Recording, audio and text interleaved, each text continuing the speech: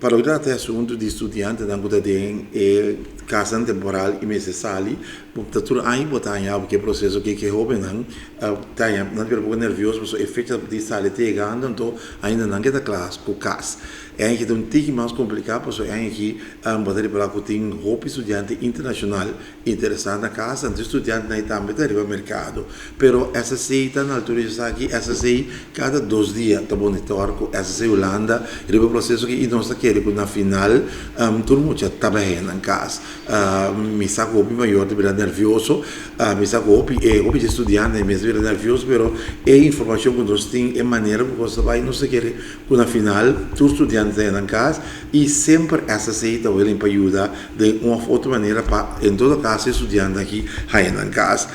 não sabe na diferente ocasião, você